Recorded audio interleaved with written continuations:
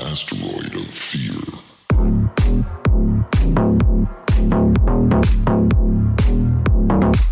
Hey everyone, welcome to another episode of the Men of the House podcast. And today I have with me Amy Lenius.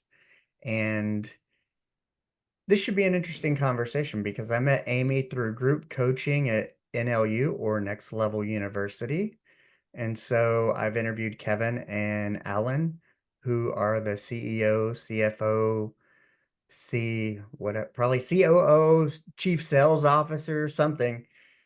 They're both C's and O's, but either way, I've interviewed both of them. So if you haven't checked those out, go check those out.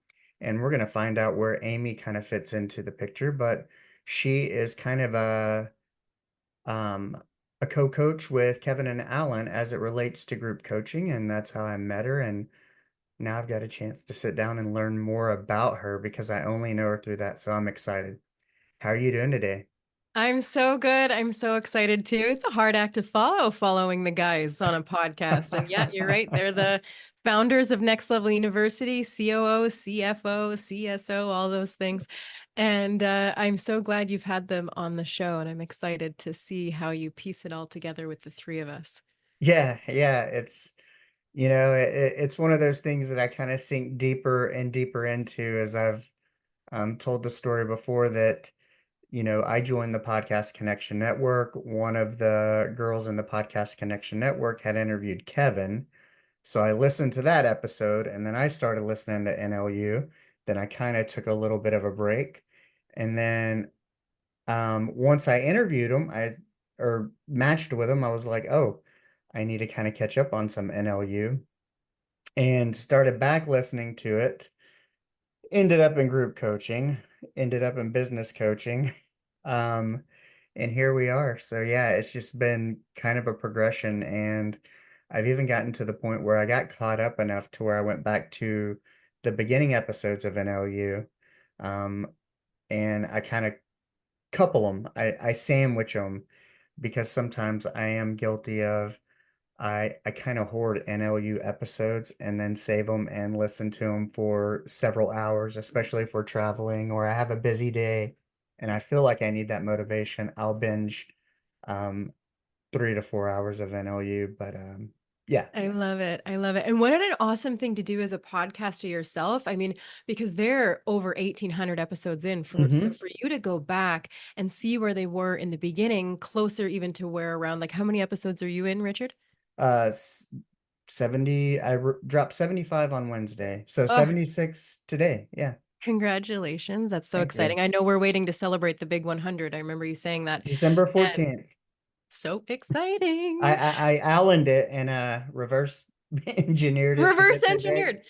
Perfect. And so even for the sake of comparison, so that you're Right. not as a podcaster comparing your 75th episode to their 1,800 plus, if you go back and see how they were in the beginning, I actually probably guarantee you're further ahead than they are because you have so much powerful influence around you and you're putting so much time and effort into it. So that's always such a positive thing to do. Yeah, not only that though is, having listened to the 1800s and going back and listening to the beginning, when I look at mine and my first episode and I look at like let's say 76 that dropped today, the difference in whether it's audio quality, production quality, now you have video, topics, better speaking, comfortability behind the mic, all those things, I'm most proud of the progress. And so to be able to kind of go back and look at how they've progressed is also the interesting part because we all know that people who want to start a podcast, we always say, there's no perfect time, just start. You'll figure it out along the way. And, kind of going back to what you said, hey, it's not going to be perfect. So, but there's so much more information out now in terms of getting started and learning than there was 7 years ago when Kevin and Alan started that, you can get uh, an accelerated start just by like listening to Podcast Growth University, NLU. Some of these things you can pre-plan a bit, but the most important thing is to start. But enough about that. let's get into pre-NLU. Amy, I want to find out a little bit about your background, where you grew up, kind of maybe what your childhood was like, because I feel like some of that is going to play into how and where you ended up where you are now, sitting in front of me in NLU, and maybe what you thought you were going to be doing, because and how far so we can see how far of a departure it is from what you thought as a kid to where you are. It's a gap, for sure. For sure. Where would you like me to start? Chat, where'd you grow up and what was your childhood like? I know I grew up, let's say, in a small Texas town with asthma as a very sick child. I couldn't go outside very much, so that lent me to, listening to a lot of music and entertaining myself as an only child indoors most of the time. And which ultimately probably led me into healthcare and fitness and improvement. And so, is yours similar? You know what? It kind of is. That's so funny. And so I'm not an only child. I do have a younger brother and an older half sister who didn't live with us. So she was Hmm. always this special thing to me. But I grew up in a small-ish, bigger than where I live now. I think right now it's exceeded 25,000. I don't know. It doesn't matter. I don't know numbers. And That's pretty it's big. I'm talking about like 400 people is what yeah, I so grew up. where I live now is like 2,000, between 2 and 4,000. If Uh-huh. you extend out to like all the outskirt farms and things, and it's perfection. I love it. Yeah. I would go smaller. But bigger, yeah, we hosted the Winter Olympics one time even, I think. Oh, So I grew up wow. in Kamloops, BC. So that's yeah, so it was a pretty big town, but I lived in a rural neighborhood kind of off from Hmm. that. So I always grew up kind of outside of the city, and I think that stayed with me always. I feel way more at home outside of city with less pavement as possible around me Yeah. than I do as soon as I'm surrounded by cement. But I grew up with, I mean, my parents, honestly, they're lovely. I'm very fortunate. I grew up in a very beautiful situation. My parents are lovely, always doing the best they could with what they had, and we grew up in, I would just say, a middle situation, not overly abundant, but not in any kind of scarcity. My parents were deep believers in buying things used and with cash and not going into debt and Hmm. those kind of things. I believe I've taken a bit of that with me as well in group coaching. They always joke about my 2004 van, which I would just live in and love forever rather than having vehicle payments. That's Right. like, right. If it works, it works. It works, it does. And so I've taken some of that with me, but my struggle, if anything, growing up was being sick. I was sick also. I grew up with a hormonal condition called endometriosis, and it was just very painful, very uncomfortable, very female related. And it was one of those things that was very hard to get a diagnosis because so many Hmm. doctors, when you go see them as a young woman, it's, oh, this is normal. You're Right. experiencing what it means to become a woman. These are just normal female problems. And I was like, oh my gosh, if that's true, then like I want to Oh, sign out here. Like this yeah. is not this is not great. Well, hey, thank goodness maybe it didn't happen in the modern world. Then you I might have been agree. opting for transgender surgery. Not that there's It might anything have wrong poured. with that. No, I don't think so either. But I might have been fed a different Yeah, thing. at I that would have age, been you're given very impressionable, and it could have very been like, impression. hey, like instead of finding out the root cause Yes. of the issue, you could have taken action that might have been, much more permanent to, finding out a root cause. Hmm. Yep, I agree, and I deeply believe that we don't deeply understand ourselves even until our 20s and things, and so Oh yeah. I do have a lot of opinions about that, but it was a very unfortunate time for me because I felt like I was broken. I felt like there was something wrong with me because I felt very sick. I was in a lot of pain, and I had a lot of professional people tell me that it was okay. And so I had to fight really hard for that narrative to shift. And finally, when I finally got a doctor to listen to me, then it was, oh, you're actually going to be in pain for the rest of your life. There is no cure to this. We can give you surgeries. There's lots of drugs. There's lots of hormones you can take, but it's kind of the best we can do. And unfortunately, me not knowing better, I did go into all of that. I've had so many surgeries in my history. I've been on so many different pain medications, hormone medications, to the point where I have to monitor my health so strictly now because of those drugs I was on when I was young, I have a Right. lot of high risk of other conditions now, which is unfortunate. But it was a long road of all of that. And then I had just this moment one day where I was almost just tired of being sick. I know we Yeah. feel that all the time, but it hit a new level of I am on all these drugs. I'm still in pain every day. Every day I still have pain. So what are these even doing for me? And so I decided to just safely get off of everything, start from scratch, get to know my body, get to know what was working and what wasn't, Right. and just start again. And that was in my early 20s. And it was a really fascinating time because I learned a lot. I learned a lot about finding my own voice. I learned Hmm. a lot about just trusting your own intuition. I learned recently that that's self-belief, which we can Yeah, tie but together. you almost kind of had it in a way that, I could imagine being a young, you know, developing into a woman and nobody believes you or understands you, but you knew what you were feeling and you Yes, knew there was an answer. You were just waiting for the right person to kind of discover it, believe you, however you want to say that. And so you had to have had a certain level of strong self-belief to even continue, I think, down that path. I think so too. Um, We call it sneaky self-belief when we don't really know what it is. And so, and I yeah. wouldn't have never known that even now. So that's, I mean, now that I'm with NLU and we teach all Hmm. this and learn all that, I can look back and see that it was self-belief then, and we can come back and tie that in for sure. But it was, I learned self-advocacy. I learned that, like you said, that person I was looking for, it had to be myself. Yeah. And so I did everything I could. I stepped into different modalities of health. I learned, I was also in school myself. I have anatomy and physiology background, so that com Okay. Have a compiled health with and my kinese struggles. degree. Nice, nice. And it was, yeah, just a crazy time. And with that, I was able to actually get pregnant with our first son, which was really beautiful. I was told I might never be able to have children. Right.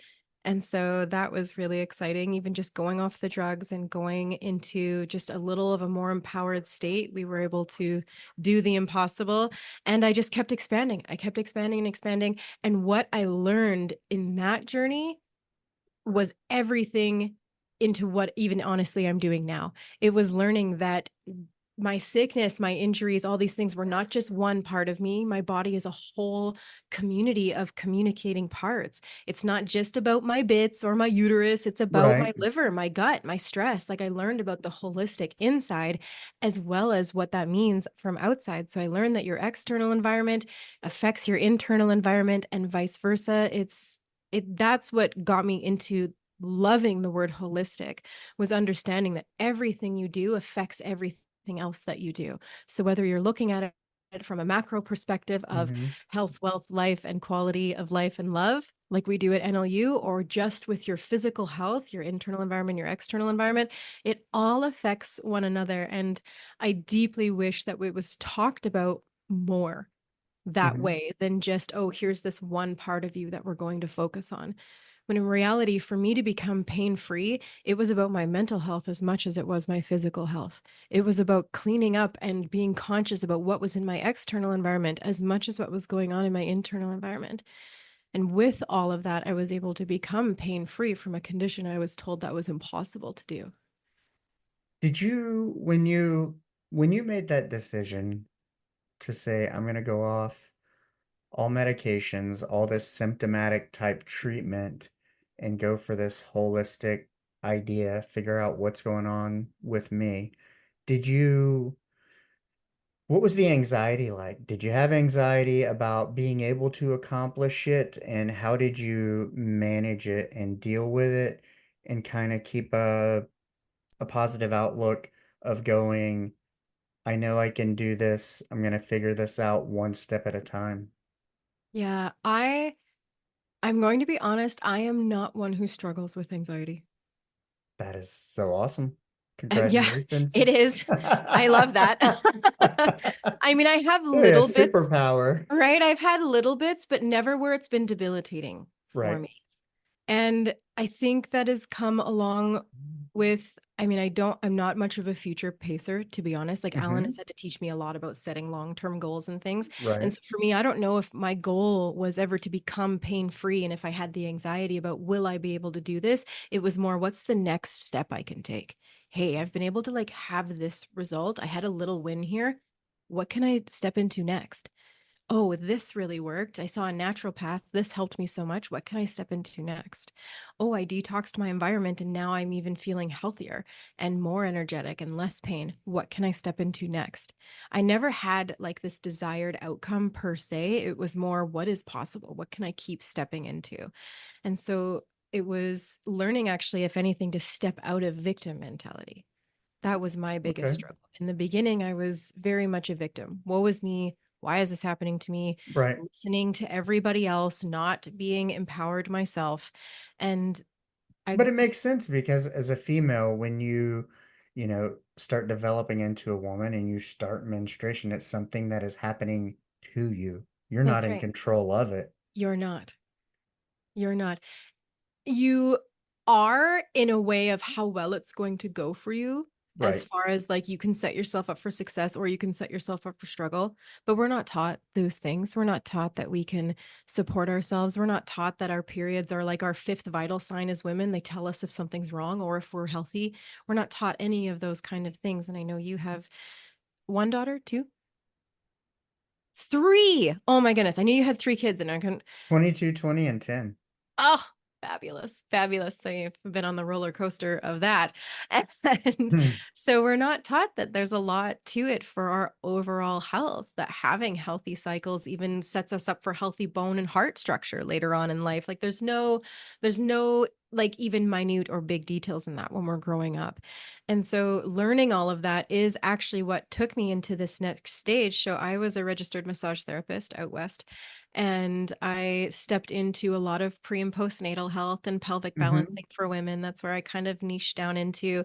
And then with going through my own health journey, I was like, oh my gosh, like I need to talk about this more. And so I ended up working with a company that really helped me as far as their products and things detox my environment and get rid of endocrine disruptors and get rid of fragrances and things that were keeping me sick. And I got to start speaking through their Hmm. platform on their stages about women's health and about holistic women's health. And it expanded from there in a way of I could see that what I would say to the women was very affirming for them, but they were missing a step where they couldn't go home and practice what I had taught them. And so there was a gap there. I could go up on stage and sound good and be good Right. and sound very smart. Oh, here's how your liver is functioning and all of these things. When in reality, that doesn't hit home for a lot of people. I sound good up there. I do. I sound smart, but it's not going to translate home for them. And so then I Yeah. started bringing in more mental health to it. I started adding in stress reduction and how important that is and giving them tools for that. And even then, I could see that they could do it for a little while Hmm. and then they would fall off, and you're going to start piecing together here things we teach in group coaching. But it was after that that I got introduced to NLU, and they started speaking about holistic self-improvement. And I was like, oh, holistic is my Right. jam, my program and my speech, like my talking and public speaking and things. My talk was called Holistic Healing for Your Hormones. That's what it progressed into. Wow. And so when I connected with them, I was like, oh, this could really be something. Even if I just learn from them how I can like translate this into women and help them stay more consistent and feel worthy of healing in this way and believing that they can. And it Right. all came down to that. It came down to self-belief, self-worth, and it was powerful to learn that here when I partnered with Kevin and Alan, to be able to see that that was this piece, this sustainability piece, the Hmm. belief, the worth, all of that that's underlying in us. We don't automatically, we're not going to say out loud. It doesn't sound logical to be like, oh, I don't think I'm worthy of feeling good. I don't think I'm worthy of being pain free. I don't believe that it's possible. Right? We don't say those things out loud per se, but those are narratives that run in the back of my mind, in of people's minds and mine as well. And so partnering what I used to do combined with what I have learned and what I get to do now with NLU has been just unbelievable in the next level, if you will. way that I can help people and step into people's lives. And so that kind of is Did you where go we to are public now. school or were you homeschooled? I went to public school, but I homeschool my kids. Yeah, and that's partially why I ask. And how how did you get into massage therapy and like background of kind of anatomy and physiology is, post high school? Was that something you decided in high school or where did No. that come from? No. When you talked about what I wanted to do versus what I'm now, the only goal I ever had was to be a mom. Okay. I had like when career day came and they asked you, "Oh, what are your goals in your future? What do you want to be when you grow up?" I always wrote a mom. And so when I was told that I would maybe not be able to do that, that was a very devastating time for me. I was not career driven at all as a kid. And then finally, when Mhm. they kind of almost forced it upon me, well, you have to pick something for this project. I said, oh, okay, I want to be a teacher. And so they said, okay, go around, ask the teachers like what they think, get information Yeah. about the jobs. Every teacher I asked told me not to do it. Yeah. Not one of them said, oh, yeah, this is a great career. You would be excellent at it, Amy. You would love it. Like, here's why I love it. Not one. I did not do well on that project.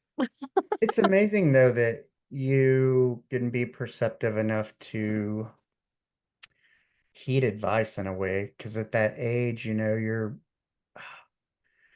I don't know. I don't know if it's being a hard-headed man that other men will tell you don't do it or it's not worth it, but we still believe it is and we still do it, try to do it, go for it, and only our seeing is believing is like, no, they were right. It wasn't worth it. Or they're not full of it. Kind of like, Yeah. you grow up thinking like your parents. But I find that interesting because, when people I think look for qualities and spouses or whatever, um, I don't know, like I never thought about getting married or having children really. And when you look at partners and what, there's so many things, what they do, how they are, you know, I knew like for me, my long-term thing, because my parents split when I was like, I think 19 or 20. I always had this idea of like, um, I want my whoever I marry or if I have children, they are, they have to be a good wife and a mom, regardless of her and I get together, or 20 years could go by and we could decide we don't like each other. So that's kind of irrelevant, but that's my wife. I married her because she's a great wife, great mom. Um, she has all these other qualities, but like to me, that was an important thing. And so I definitely find it interesting that that was kind of what you sought out to be. That was something you strive for. And I had mentioned it not too long ago.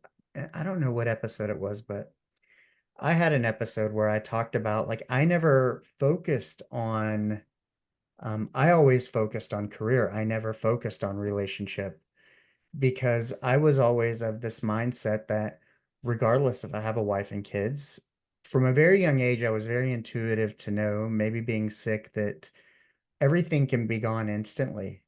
Mhm. And so I always need to be satisfied and fulfilled with myself.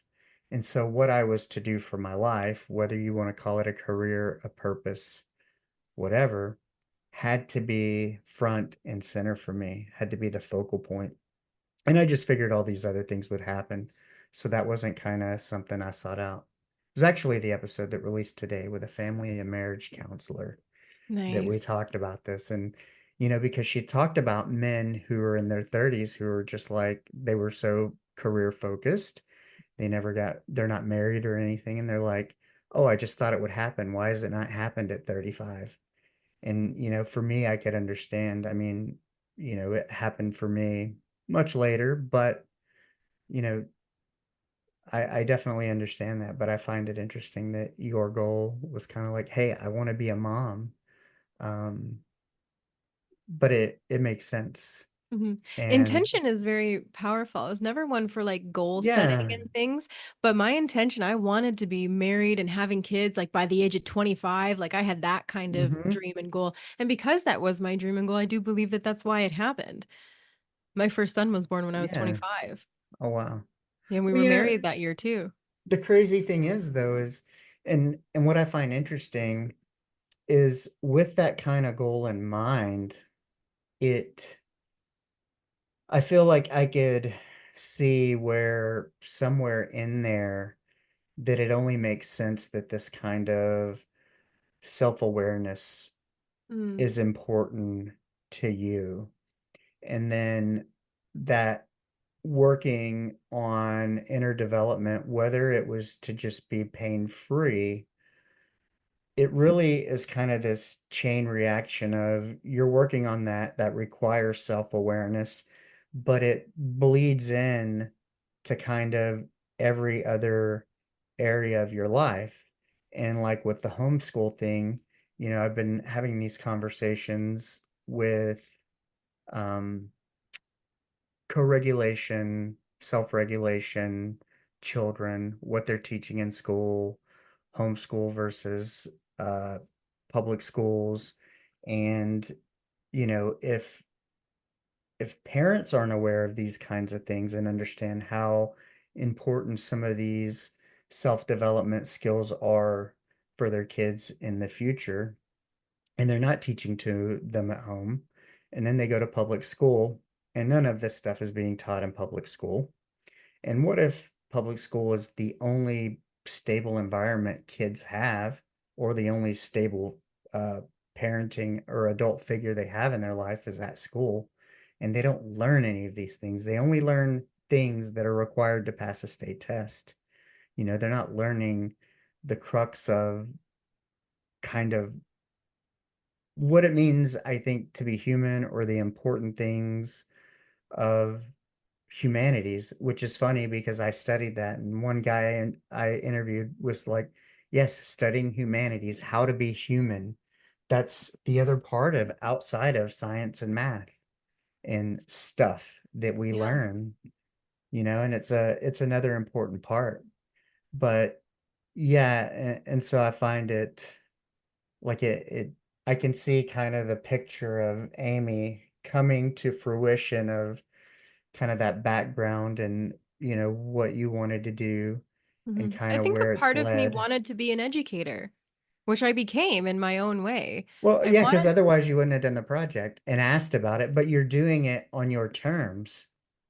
I am. So me going and speaking on stages and educating women on their health and those kind of things, and now doing what I do, I am I am educating. I'm educating about people about holistic self-improvement and how they can be great humans and dive Hmm. into what success means to them, passion, purpose, fulfillment, what their own version of peace, fulfillment means.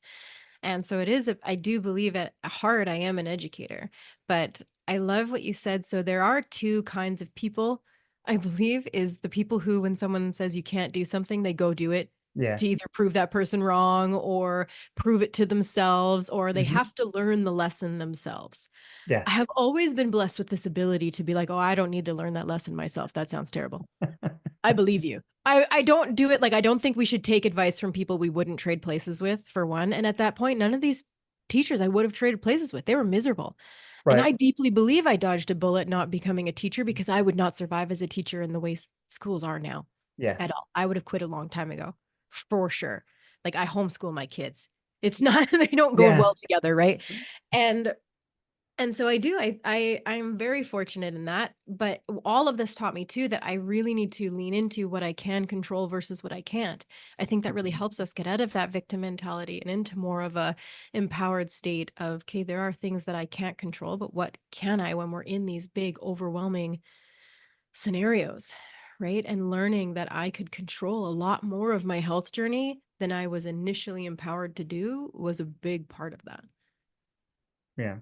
So how'd you get into massage therapy? Like, Oh yeah. yeah. So I I didn't go back to school right away. I Hmm. traveled, I tried different jobs. My parents, as wonderful as they are, they're very much in the mindset of like just do what is like minimal. Not minimal in a negative way, but like what is sustainable. Don't overstretch, don't do too Right. little, but don't do too much. Right? It was very much that kind of neutral zone. And they were like, what if you became a hairdresser? Everyone needs their hair cut. No one's Right. ever not going to be a hairdresser. And if you're a hairdresser out there, all the power to you. I'm not trying to make that wrong. It wasn't for me. Right. It wasn't. I didn't want that. And it took me a while to figure out what I wanted to do. And I didn't want to be a teacher anymore because it sounded horrendous. I loved the idea of working with people. I loved the idea in working in health. I did not Mm-hmm. want to become a nurse. I was not Right. built for that Me whatsoever. And I either. think just the trauma I had been through, we didn't get into any of the trauma in the medical system I had been through, but it is extensive. They've almost killed me. I've almost died. It's not a pretty history with me in the medical system. Have a good, I don't have a lot of good things to say about it, to Mm. be honest. And so I had this thing if I could go in there and try and make it better. And then I was like, no, I don't want to do that. No, So, I think that's important to understand because I uh, I don't have great things to say about the medical system, but I participated in it a lot, both as a mhm, patient and as a employee.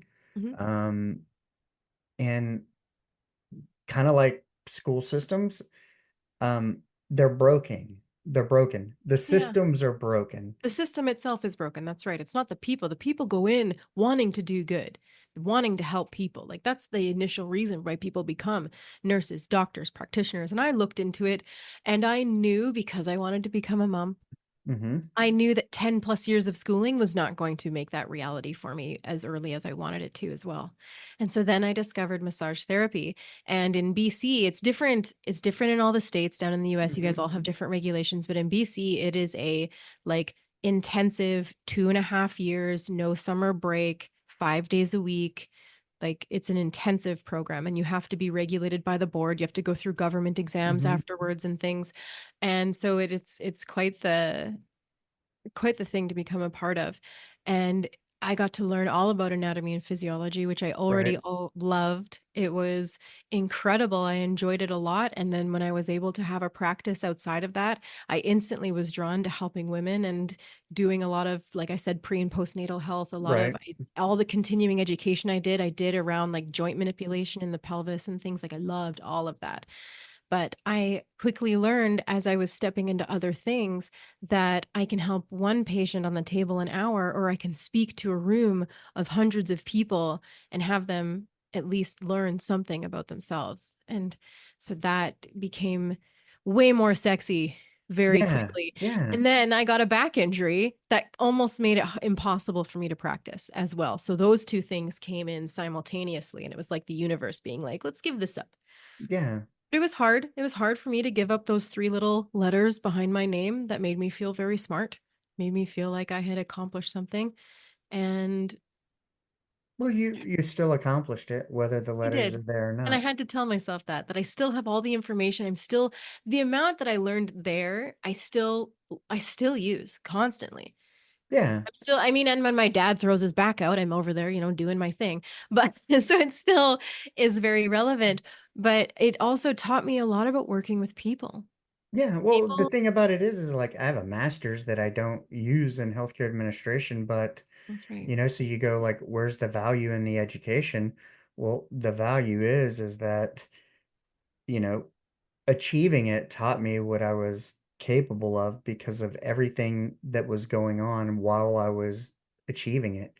The 18 months or 15 months of hell and being a new manager with a 1 year old and relocating your family and getting up at 5 in the morning, spending weekends away, you know, managing that teaches you, hey, if you grind it for 15 to 18 months, something will happen. Definitely. And I knew that I could have a flexible schedule. I've always been about a flexible schedule. Going I'm through, only learning that that's what I crave now, yeah, that it's about the 9 to 5 thing is it's too yeah. constricting. Yeah, some of us are built for it. Some of us love the routine. They love being Hmm. able to do their hours and then leave and not have to think about it and those kind of things. And again, all the power to you. If that is you, that's so good to know about yourself. Lean into it. I was always the opposite. I never did well in an environment of like, these are your hours. You have to be here. And I knew Yeah. to be the mom I wanted to be, I knew I needed my own schedule. I Well, and knew see, I needed to take pay. patients when I wanted to versus when I didn't Yeah. want to. So that's funny you say that. So there's a couple of things where, I think that for me, similarly, um, I thought I would go into management, become a director, and then maybe work my way to VP. And by the time my daughter was 18 and going to college, I would have the flexibility to work from home, be where I needed, mostly meetings. Because a lot of VPs, they'll work like Monday through Thursday. They may live in another state and fly home for the weekend. And getting laid off, it was such a blessing because it was kind of this thing of going, hey, the person you want to be that you think you need to be 10 years from now is the time to be that person. Yeah. No, like we're not promised 10 years from now. That could Yeah. never happen. So it was kind of about taking advantage of that and saying, oh, this is what the freedom means. This is the blessing of being laid off and doing multiple other things. But kind of like you said too, one thing that really resonated with me was that, you know, as a podcaster, telling your story and the other 70 something stories I've told, as well as my own, I can have way more of an impact doing this than I ever could managing two clinics and the people I touch there on the daily basis. And so, I had to learn that my identity wasn't attached to the one job I had in healthcare for 12 years. Um, that my identity is really I'm a kind, caring, and compassionate person who loves to serve others. But how I, choose to express it and do that caring just changes shape. It was Mhm. healthcare for 12 years. Um, Uber Eats, I consider delivering people their food, convenience, making their life better. If it's 50-pound bags of dog food that they don't want to carry and I'm improving your life, I consider that service. And podcasting, it's just taking a different form. And I had somebody ask me on a podcast, well, what if you couldn't podcast anymore? Well, I've come to understand that I'm a kind, caring, compassionate person who wants to serve. And if I can no longer serve podcasting, then I'll find another way to serve, Right. and I won't be so broken because, Mhm. that was the first job I was ever laid off from was 4 years ago or fired from, whatever it was during the pandemic. Mhm. But yeah, so yeah, very, very similar in that. I love what you said about being able to help more women, but there was some truth to, yeah, it sounds sexy, but how do you get people to enact it? And I understand kind of that's where habit tracking Yeah. and all that kind of stuff and breaking it down into manageable steps that gets you towards a goal. But how did you discover NLU? You feeling totally drained? Has it been a long week? Dude, I get it. I'm there too, man. But if you're searching for ways to manage the stress and find just a little bit more peace, not a whole lot, you just need a little bit, then I'm telling you, man, the Podcast Connection Network is here for you. We've got amazing shows on mental health, mindfulness, and just all kinds of ways to live a healthier and a happier life. Who wouldn't want that, dude? Look, check out all the other shows, including The Nonchalant Perfectionist, after this episode. Tell you what, the link is in the description below. Let's get back to the show. Hmm. Good question. So I was actually heading up like northern Canada. It was quite the road trip. It was beautiful. We got to see the northern lights and everything. It was a very long road trip. I got asked to come speak at a women's event. And on the way, one of the women I was traveling with was deeply falling into breath work Hmm. and that kind of modality of helping people. And she was obsessed with breathwork. And one of the biggest names in breathwork in the world right now is Samantha Skelly. And Kevin and Alan had her on Oh, their podcast. And she wanted to share Sam Skelly with us. She's like, but she was on this podcast with these two guys. It was awesome. I want to share it with you. And so we listened to it, and I fell in love with Kevin and Alan. yeah. I absolutely adored them. I was like, "Oh, I could listen to these two." And so I did. I kept listening, and then my friend and I at the time decided we could have a podcast. So I used to have a podcast, Yeah. And we reached out to Kevin. It was like, hey, we want to have a podcast. What do we do? Right? Kevin's the podcast man. And so they produced our podcast for us and helped us with that. And she ended up falling away, and I kept it going a little while by myself. And then my family and I moved across the country. Oh, wow. And so now we live in Ontario. And I kept telling myself, well, I'm going to pick up the podcast. I'll pick it up, when we get a house and when we Yeah. do all of these things. And I was also running I had my own kind of version of group coaching at that point. I had, Mhm. it's called the Peaceful Period Project. I was helping women go through all the information and all the things it was wonderful. And I had launched that right when we got here. And so I was just doing all these other things. And I was very connected with Alan was helping me, and we were doing relationship talks with Alan and Right. Amelia. And so I was just very connected within the community. I loved going to their free things. And then one day Alan hopped on a call with me. I had just done a speech of some sort. And he's like, so you're a public speaker. I've seen your stuff. You're really good. Like, would you ever be interested in coming and working with us and like starting off, let's say, as our MC for our Yeah. live events? I said, oh my gosh. Absolutely. Absolutely. That sounds wonderful. And he's like, okay, what about like being on the team and helping me with trainings and helping me speak into people's lives and all these things? And I said, absolutely. So when I came on the team, I was the MC. We did the live event. First one I went to was a couple of years ago. And then I helped Alan run the training program and Mhm. connected him with people. And we did trainings for people. And it expanded from there. I've been in lots of different departments, but now I am, a one-on-one coach through NLU. I Mhm. do group coaching, as you know. I help them with group coaching and do my own sessions with the groups as well. And I get to still be their MC, and we still Yeah. do lots of wonderful things together. But it has just helped me expand so much. Like you're a part of the community. You know how expansive it is. It's such a wonderful place of growth, of acceptance, of truth, of Yeah. powerful frameworks that help you stay consistent and give you the permission to do things small and sustainably versus saying like, no, go for it, do this crazy ass thing that you're never going to be able to sustain. It's not like that. It's so rooted in truth. And I was always one to communicate that to women in my program. It was, do not take all of this on at once. I Right. taught them so much in 9 weeks, just like you guys learn in group coaching. You learn so much. It's not about taking it all on at once. It's like, what spoke to you the most? Was it the stress reduction? Was it the herbs and teas you can start using? Like, what felt more sustainable to you in the beginning? And so as soon as I partnered with Kevin and Alan and saw that that was a big part of what they were preaching to and how we could come together, the three of us, and really expand on that, has just been so powerful. Yeah. It's like, yeah, yeah. I think, it's certainly one of the things that's changed my life for sure. Like the engagement part of it.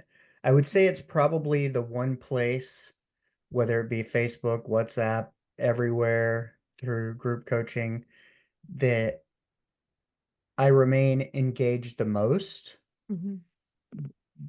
But it's kind of weird because it's almost like a vortex that sucks you in, like in a way that, and especially if you're into getting better, self-development, self-improvement, which I am because, for me it was like, hey, I was in a really low spot 2 years ago and kind of getting sober, starting a podcast, trying to become a better human, figuring out all this stuff about myself and picking up all these pieces, because you're tired of feeling a certain way, looking a certain way.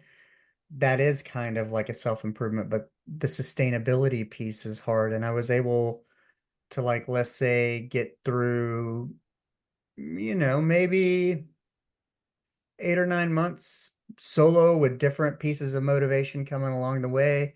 And then kind of once I got back with the NLU and started with a consistency on the podcast, it's one of those things that really keeps me part of my accountability, part of me, um, that keeps you pushing forward, keep going, whether it's through posts, whether it's through the private account, the the Facebook page, all those things. But yeah, they do have a unique way of taking something that feels overwhelming and big things. And, Alan has that way of breaking it down into small things. And I fancy myself in terms of project management and leadership of having that same ability in terms of going, I get overwhelmed very easily. So I think it's Mhm. more out of necessity. And I go, okay, this is too much. Let's find the first things first and let's start there. But Alan is much more detailed in his ability because he has that engineering and I'm more of a humanities person. Mhm. And um yeah, that ability to go, hey, it doesn't have to be so overwhelming. An elephant, one bite at a time, do these things daily and trust the process because I'd kind of already known that through exercise and losing weight that, hey, you just got to keep doing it and eventually the results will show up. Maybe not as fast as you want, but also, they're very realistic. And I think that's one of the reasons I went with them with group coaching and then of course one-on-one was that, you know, for the listeners who don't know, they both done fitness competitions, so they're very well versed in fitness and getting you to look a certain way if that's what you want, but they're also very cerebral in terms of business and how they approach things. And Alan's very smart.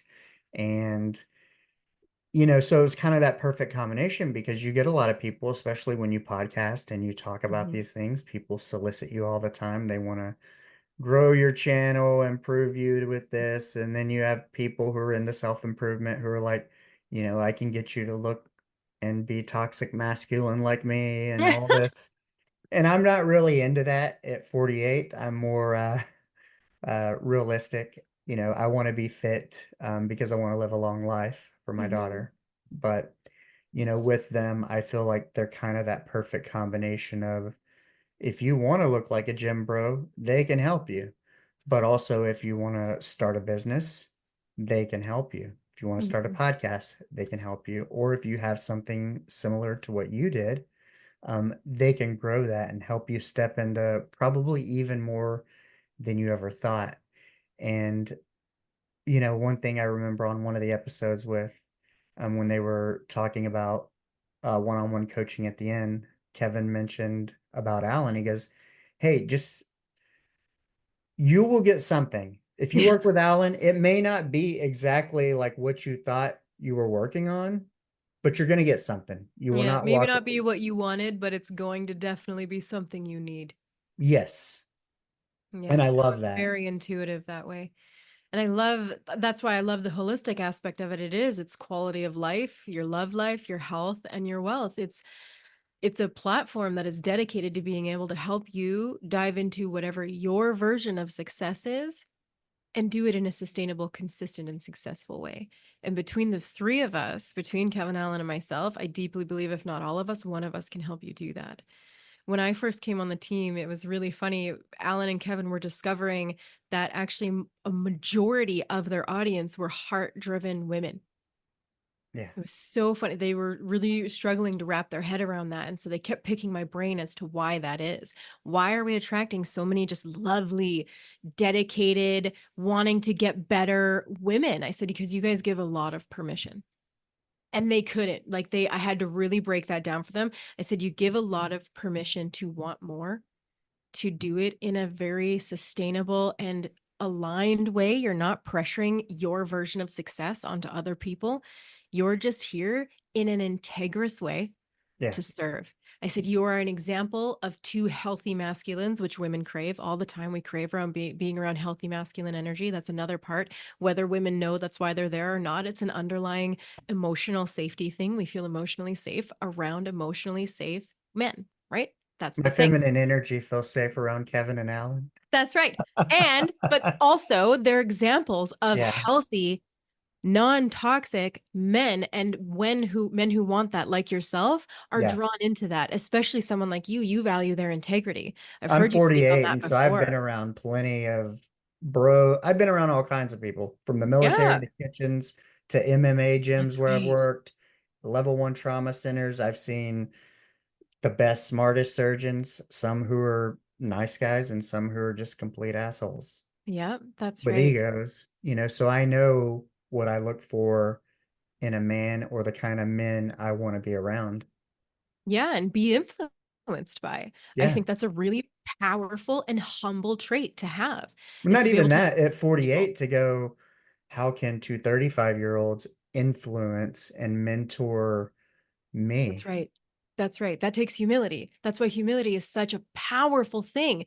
Is if you have humility, you can learn from people regardless of their Yeah. age, or if they have more than you, or if it's more, does this person align with me? They align with you. You've said this before, because of their integrity. They've grown their podcast, their coaching, everything through integrous means. Hmm. I mean, if we wanted to Which make was more my money money, hang up, yeah, was right? I believe that people with money always got it through not having Not any integrity. integrous means. That's right. If we wanted to make more money, group coaching would be way more expensive.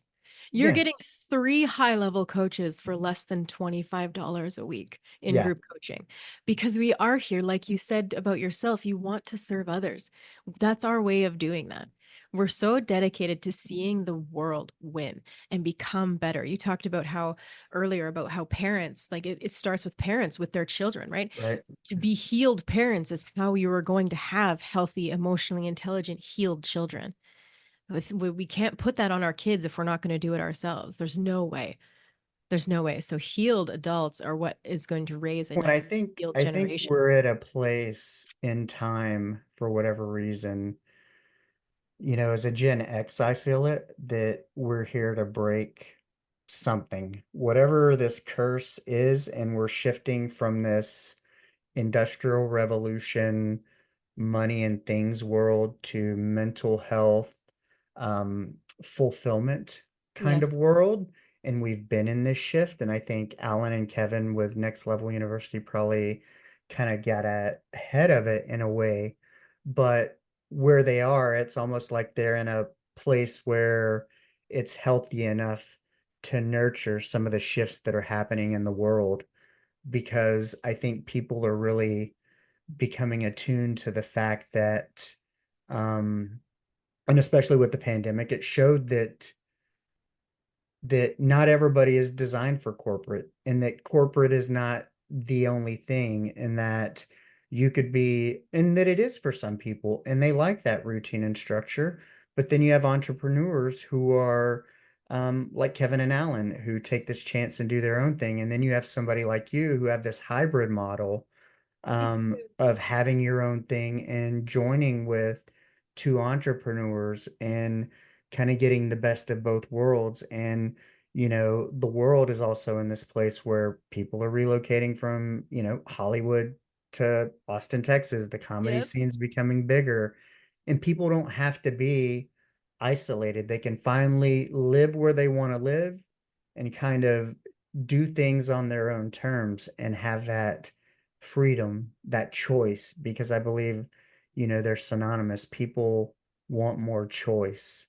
Mm-hmm. And, Mm-hmm. that's what's most alluring to me is, if I need to take off, if I need to reschedule a podcast or whatever, I can be where I need to be for the people I need to be there for when I need to be there, because of the freedom I have. And sure, it's, money fluctuates more. It's less stable than it was 9 to 5 in corporate, but the fulfillment is 10 times, Mm-hmm. tenfold.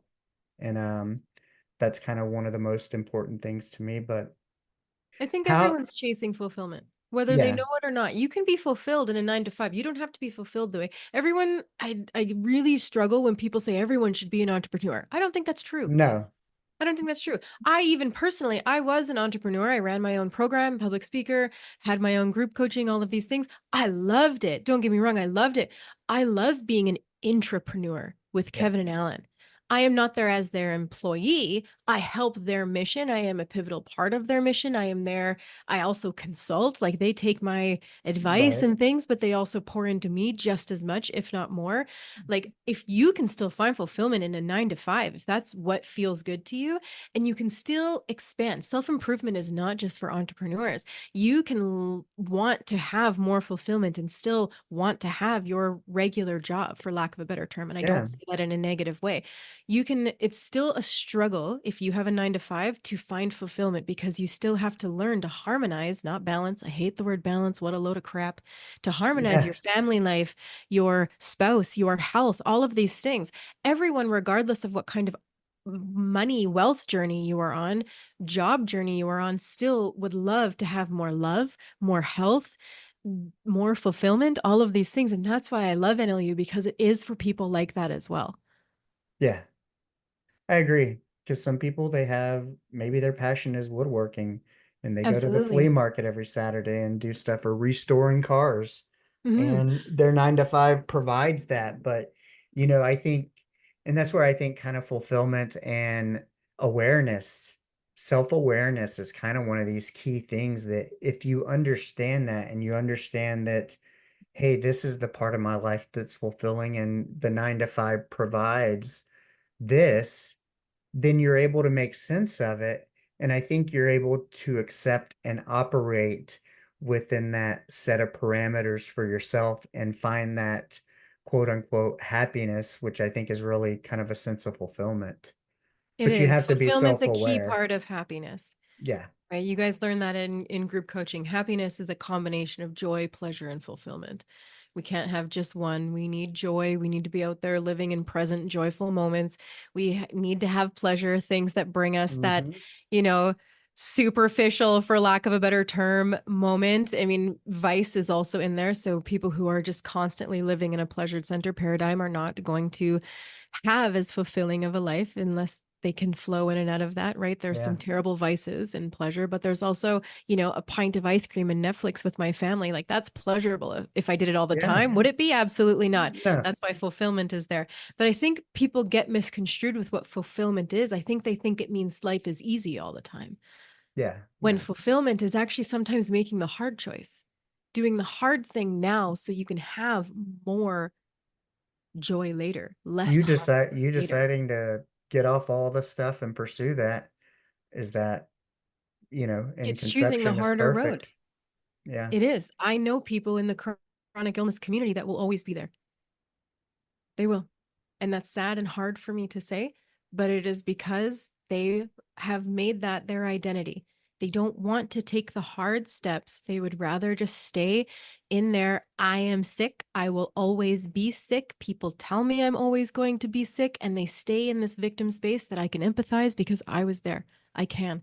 And I see you so deeply in that if that's where you're at. All I can say to you is that there are small steps that build out of that, It's got to be for sure. hard because It is. I remember as a kid, distinctly remember driving past the front of a clinic, seeing somebody in a wheelchair and seeing sick people and going, no matter how sick they are, you could call it how much of a victim you are, Mhm. they still grasp for life. They That's still right. want to live. They don't know what's on the other side, but apparently this state of being is enough. They want it enough to continue reaching for it. And I think understanding that and seeing that was where that kind of desire to want to help. And I don't know what kind of help I was wanting to offer as a little kid, seeing past that, whether it was to serve or whatever. But I think as it goes older, as I get older and I become to understand more about this, maybe something as simple as this conversation of going, you don't have to live in that, and that you can choose to figure out fulfillment even within that space. I mean, there's I people who are agree. bound to wheelchairs for life who That's right. compete in the Paralympics, and they find Yeah. fulfillment through that and inspiring others and giving speeches and Yeah, doing they're all out these there doing things. badass things because they've accepted what they can't control and are doubling down on what they can. So how has your life changed since joining NLU, and kind of Mm. what are some things that have happened that you never would have guessed in a million years had you not Yeah, said I mean, yes, I hang listen to out with that a couple podcast? of yeah, I hang out with a couple of bodybuilder bros on the regular, no. It's so funny because they do have that, right? They both have Yes. personal training in their background, and fitness is very important to them, but they're also just as big a nerds when it comes to love and being the best men they can be for their women and all of these things, right? But I have stepped into my next level version of fulfillment. They have given me the platform, the tools, Permission. the permission, so much, yes, thank you, to shine in a space that wasn't my own. And that has healed a lot in me because I have been in a lot of different places where as soon as I started to shine too much, it became too much for people and I got dismissed very easily. They're so self-aware though. I was thinking that's another thing I respect about them is They that are. they're able to allow you to do that. And it's only because they're self-aware and humble enough to know, Yeah. like Alan always says that I too much, too arrogant people feel. And so, yeah, he can do that for you, Yeah. which is The more fact beneficial for them the more that you and shine. that's how they see it. The better I get, the better NLU gets, Right. right? And they see it that way. It's a more Value add. abundant thinking. It's so abundant versus scarce. Like Amy, don't like no, don't do that. They could easily, as the two main, obviously front-facing people, they are the faces of this company. They Right. have a lot of background people that make it run, and they're all amazing. The team is amazing, and they give them so much credit. They know that their background people are the people that keep them going, and we just have such an incredible team. But for them to allow someone like me to come in and start becoming the third face of their company, of their business, Right. it's what a gift for me, honestly. Never in a And for million years you thought. no, I just kind of thought I'd help, you Yeah. know. I'd be their MC, which is fun, and those kind of things. But yeah, no, me, like I'm their Facebook person now. I'm the one who's posting in there every day. I Yeah. go on podcasts now on behalf of NLU. We just to be able to step into, I don't know, this platform that they have given me, and they want me to grow and expand, even like like without any permission. Like don't they don't make me feel like I need their permission Right. to go and do things. So like, oh yeah, no, go shine, go be awesome. Like just go be great. Like we're just so grateful you're here. And the more you shine, the more you grow, the more you expand, the more they benefit, because not only do they get to learn about that from me, but they also know that I'm going to pour that right back into this community. Right. And I love that. It has been such like that has grown so much of my self-belief in the background, my self-worth in the background. My habit of playing small is diminishing by the day. It Yeah. is. It's been such an expansive That's experience what for I me. was going to ask you is so how, I could I could feel the excitement Mhm. of this bleed through the microphone and the screen and hopefully the audience could hear it through their ears, but given that, what has it done for the other areas of your life? Mm, everything. Because everything affects everything else. When you're feeling fulfilled in whatever it is that is your wealth bucket. So, yes, this is my wealth bucket because this is what I do for a living now, Right? but it's also my passion, my purpose. They're combined. I'm so grateful to say that those things, me speaking into other people's lives, coaching people, working with this business, is like it's like my thing. I'm so excited about it and I appreciate it so much.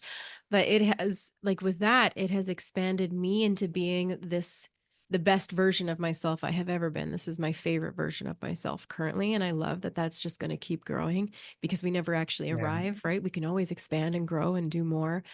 And so that has, I mean, it's enhanced my ability to parent. Even the things I learned through NLU, how I'm able to trickle that down into my children is so powerful.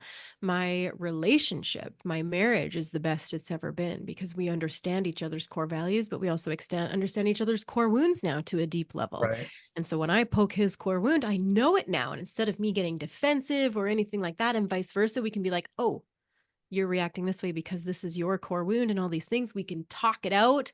It's it's fantastic. And same, you're on the fitness journey with Yeah. everyone like me. Let's see, I've for sure lost 25 pounds. Yeah. just from being in this realm, from Alan pouring belief into me that my body isn't this broken piece of garbage still, even though I feel better. I was always playing scarce because my inflammation would still kick up. Like I do a lot of things to keep my health where it is because my condition, yes, doesn't go away, but I have managed to keep it at a level that is completely manageable through the millions of things I do for myself on the Right. regular. And any time I would step into a fitness journey, I would do too much. I would kick up my inflammation and then I would try and convince myself that fitness wasn't for me. When in reality, I just needed help seeing that it was okay to start small and sustainable. And so Yeah, you got to pace yourself. I've done that's 2 right. marathons and Yes. they weren't run. They were No, through White Sands that's Missile okay. Range. They have elevation changes, sand traps, they're through mountains, and our goal was to finish. And, part of that is, I always make the analogy is you don't see the finish line when you start. You just have to keep Mhm. putting one foot in front of the other, and change your socks every 5 miles, stay hydrated. You have to do all these different things, and it's still going to be difficult, and you're still going to be sore. You're still going to get blisters, Yes, but trust the process and what you get from that to know that, like me and my best friend did it, we've done it twice. To be able to say you did it and completed it, it's that whole building belief that you that's can right. do it. And you see Marines or somebody else who drops out at mile 23. Um, all the people who don't make it, who were in quote unquote better shape than you, that you would have figured would have made it, Or you could have know, given you the reasons to not do it yourself, correct, to not even start to not even because there's try. that Right? whole But instead, you comparison did thing. it in the way that was sustainable for you. You didn't overswing.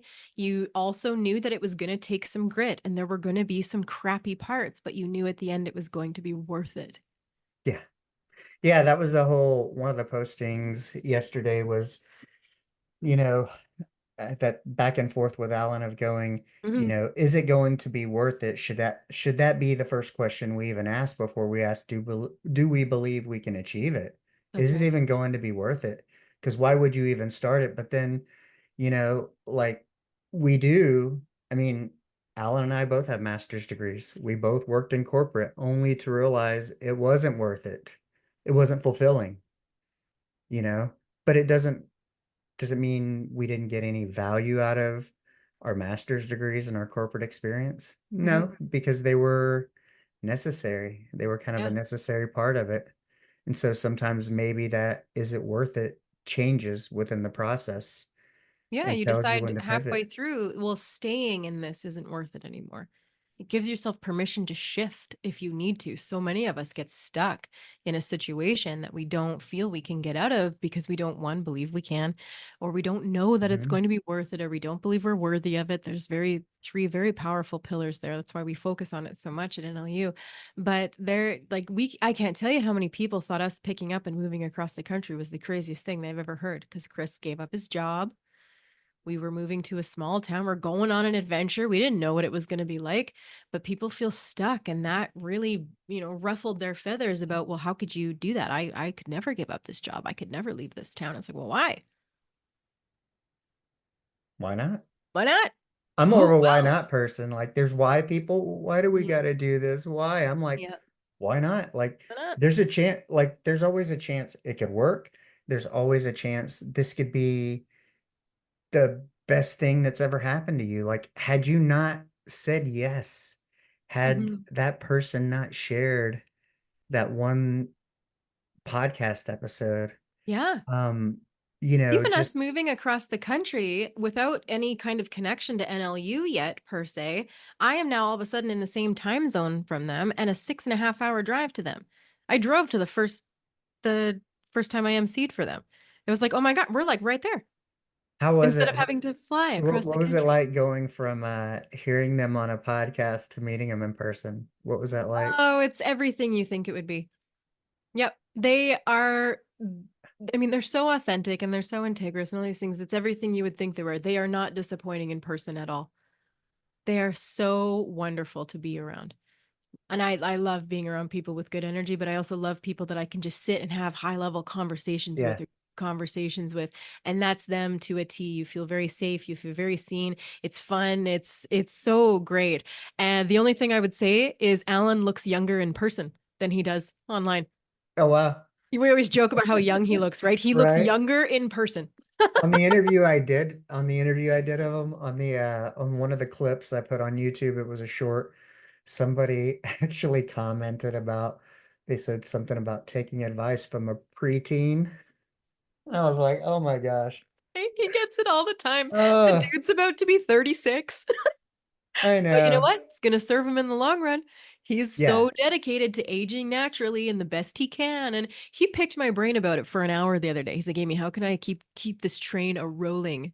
I was like, well, like, you like skincare? Like, what are we talking here? Hey, next time tell him start tracking your macros. I Yeah, think I know. Kevin would get a kick out of that. Kevin But would love yeah. me for that one. But he's like, how can I start? Like, what about my health am I not considering? And I said, okay, this is great because I have a different version of health than he does, right? Their Yeah. gym, fitness, things. I'm okay. What kind of toxins are you using in your home? What are you using on your body? What are you not using as far as herbs and supplements that you could be like adding in now Yeah. that you're aging? And so we had that really beautiful conversation. And he is so humble to know that he doesn't know everything and picked my brain about it. I love it.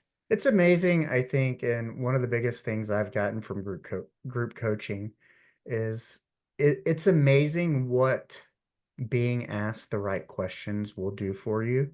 Oh, When you get asked the right questions and you choose to investigate that and take a deep dive into it. I agree. Um, and that's one of the things I love about probably why I'm the most engaged within the NLU community of all the communities I'm in or a part of is because of the questions and they make you Mhm. think.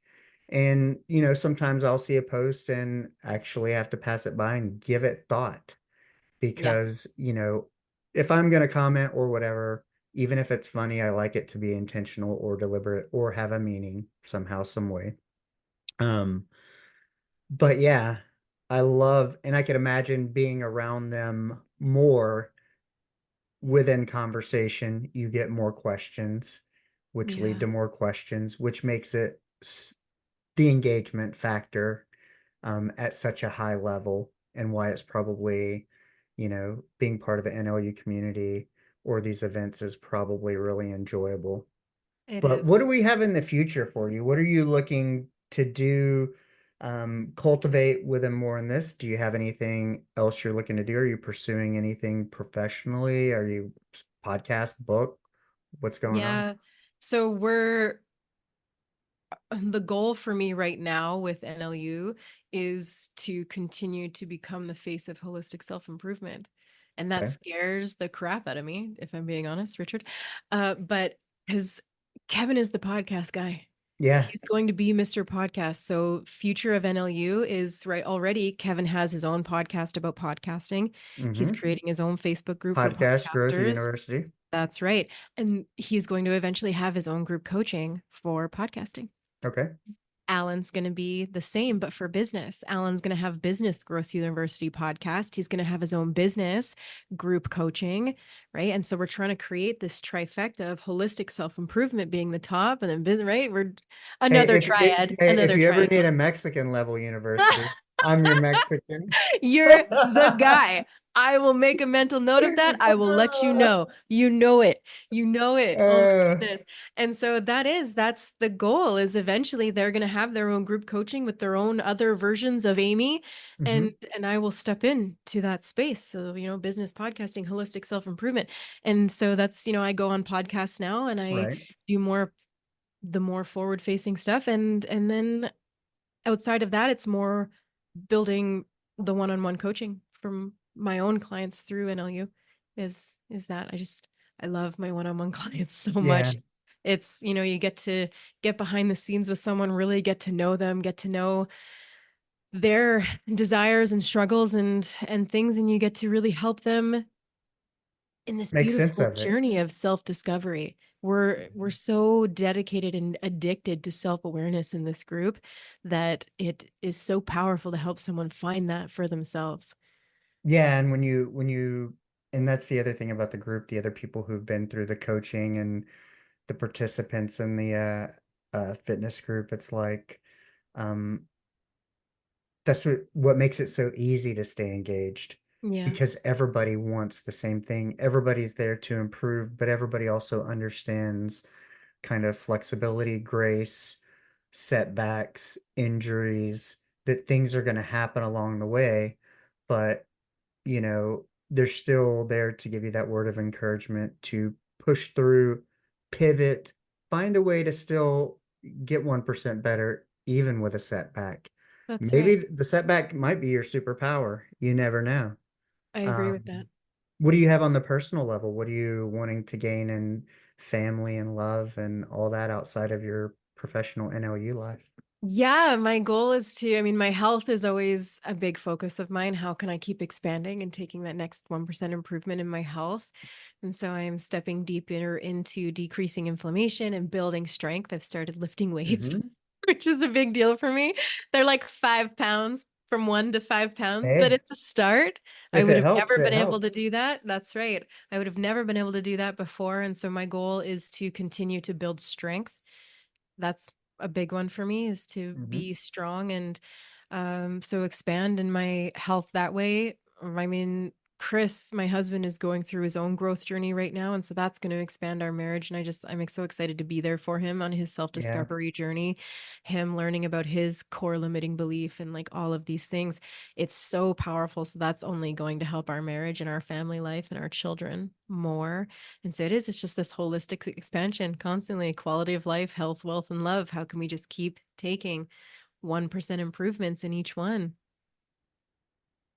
Sounds like a perfect place to end the interview. But yeah, I would encourage anyone who's listening, especially if you made it this far, go check out NLU, the podcast. I would say check out the Facebook group. It's Uh, free. yeah, We're in Next there Level every day. Nation. And there's a fitness accountability group. There are so many things. I think if you just visit, engage, you somebody within the group somewhere, be it Alan, Amy, Kevin, or another member, will point you to the right direction. That's kind of what happened to me. Um, and I would highly recommend group coaching. I've gotten a ton out of it just by being asked the right questions. And I'm about to have my second session on Tuesday with business coaching with Alan. Nice. Also highly recommended. But if you want to go ahead and give out the discount code that people can use for group coaching. I would be happy to. If you are interested in group coaching, of course, reach out and we can answer any questions you have. But I have a code for you. It's just NLU listener, NLU listener, all lowercase. And it brings it down to less than $25 a week. And you get us for 9 sessions. What? No, it's 12 sessions. Yeah. I was going to say something else, but it's 12 sessions, 6 with Kevin Allen and myself, and then 6 with just me. And we go through just layers and layers of self-discovery, your version of success, self-belief, self-worth, core values, health, wealth, life, and love for sure. And yeah, we would love to have you. I'll put it to you this way. This is how enjoyable it was. I'm sad that it's ending. Oh, me too. Because it was one I of those always things get I, sad I when the look group back and is I ending. go, man, it was in the summer. I remember having a call when I was in South Padre, and Yeah. I'm like, has it been that long? And I'm like, it's so sad, the people in the group, the engagement. Yeah, it's certainly worth it.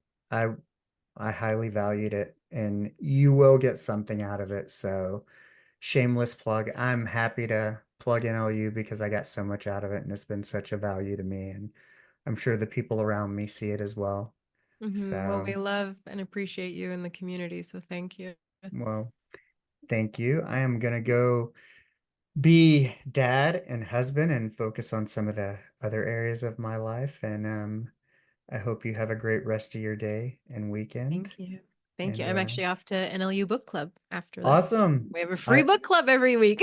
Yes, I might actually join too because I got the book this time and I'm reading. So I will let you go so we can hop off in there. All right. Okay. Thank you so See much, Richard. I you. appreciate this. All right. Bye-bye. Well, that's a wrap. I hope you enjoyed the conversation. Please remember to rate, review, and subscribe wherever you get your podcasts from. Remember, go out and be the person that you want to meet.